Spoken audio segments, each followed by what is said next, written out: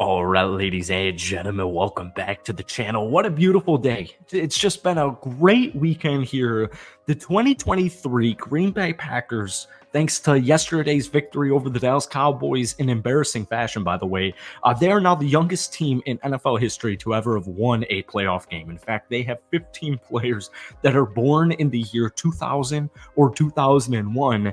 And I know if you're born in any year before that, that statistic is absolutely mind-boggling. They are the first ever seventh seed to win a playoff game.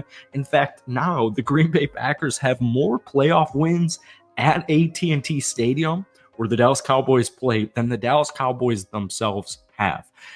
Unbelievable. And we saw Jordan Love in his playoff debut in his first season as quarterback one for this Green Bay Packers team throw for 272 passing yards, 3 touchdowns, and a passer rating of 157.2. Now, folks, yesterday was a thing of beauty.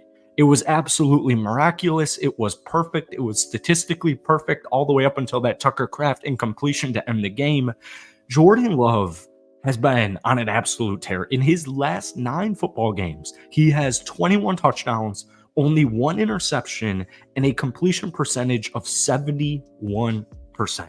Folks, this thing is unbelievable. We went from Brett Favre to Aaron Rodgers to Jordan Love. But before we get any further into tonight's video, if you guys enjoy it, be sure to hit that like button, hit that sub button for daily NFL content.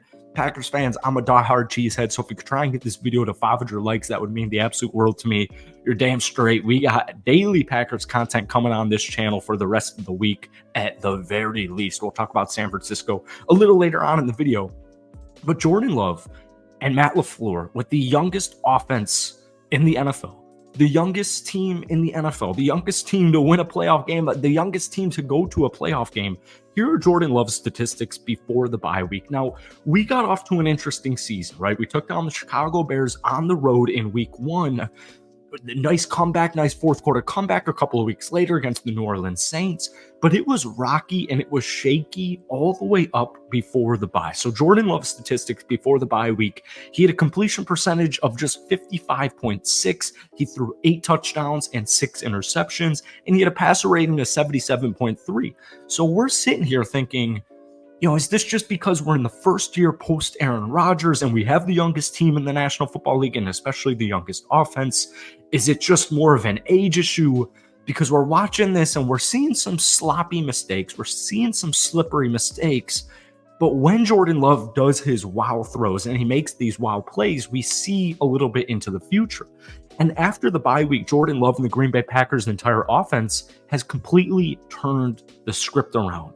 Jordan Love, after the All-Star break, 68% completion percentage, 27 touchdowns, only 5 interceptions, and a passer rating of 106.4. Unbelievable statistics. And he carries this team into the playoffs, and he gets a victory on the road in Dallas. I was shocked because this morning, on all the national news, ESPN, FS1, the storyline of the day was what's wrong with the Dallas Cowboys. Mike McCarthy should be fired. Dan Quinn should be fired. Is Dak Prescott, the big issue in Dallas? It was no respect to Green Bay. I mean, people did pay respect to Green Bay because what they did is absolutely unbelievable. But folks, the game was 27-7 at halftime. The Green Bay Packers receive the coin flip, right? They get the coin flip. They elect to receive the football. And we know Jordan Love, Matt LaFleur has called phenomenal first drives to this game. They storm down the field in efficient fashion. They take 8 minutes off of the game clock and they put up 7 points. And then in the second quarter was when it really hit the fan for Dallas, and Green Bay offensively and defensively was firing on all cylinders. We saw a pick 6 from Darnell Savage. Before that, we saw an almost pick 6 by Jaire Alexander. We saw Jordan Love continue to do his thing. And at halftime, it was 27-7.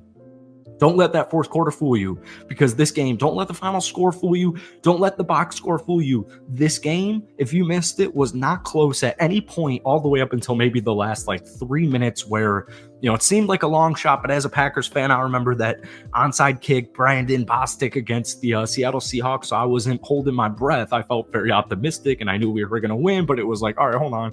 Let's just wait a couple of minutes before we officially see it. The Green Bay Packers on third down, 6 of 10. They had 415 total yards of offense against one of the best defenses in the National Football League on the road with the youngest team to ever win a playoff game. It was perfect. It was just genuinely perfect. And I know, sometimes we throw that word out there, it was perfect, and it wasn't actually perfect. Jordan Love did phenomenal. And this dude has already established himself after the bye week as one of the best quarterbacks in the National Football League in his first freaking year as a starting QB with this young ass football team. Like, the only veteran on the offense outside of maybe the offensive line is Aaron Jones. Aaron Jones is 29 freaking years old. They're up 20-7 on the road against people who wanted Dak Prescott, Dakota Prescott himself, to be MVP. People were crowning the Dallas Cowboys as the future Super Bowl champions, and this team goes on the road and they go up 27-7. Matt LaFleur, everybody, every single coach, Joe Barry, Matt LaFleur, everybody did such a great job. And honestly, we're paying attention to, I believe it was now announced that this upcoming game against San Francisco is going to be on the road. Or sorry, we know that. It's going to be Saturday night. I've talked to a couple of Niners fans, and they're like holding their breath right now. They're thinking, wow, this is super sick.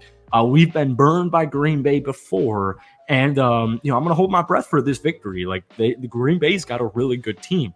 Now, when we look long-term, the Green Bay Packers are getting rid of like $80 million in dead cap this upcoming offseason. Their entire offensive wide receiver and tight end core is making a combined like $12 million next season. This team's a problem, and they're going to be a problem for several years to come. Aaron Jones, 21 carries, 118 yards, 3 touchdowns. Romeo Doubs, 6 catches, 151 yards and a touchdown. Luke Musgrave was freaking wide open on his 38-yard touchdown. Matt LaFleur called a phenomenal game. Jordan Love executed perfectly. Everybody, like, seriously, it was just a perfect football game. And if you're a Packers fan watching this video right now, you know exactly what I'm talking about. But I have to pay respect and I have to give credit where credit is due to Mr. Joe Barry, who every single Packers fan, it felt like the entire season, wanted this dude gone. He draws up 2 perfect, complete defensive games. It just so happens to be against Jaren Hall, the backup QB for the Minnesota Vikings, and then Justin Fields.